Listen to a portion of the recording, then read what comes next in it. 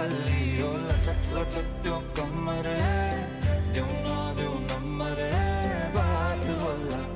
मिठो गफ होला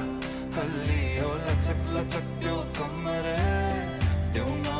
नम्बरे बात होला मिठो गफ होला उसको एक झलक मुस्कान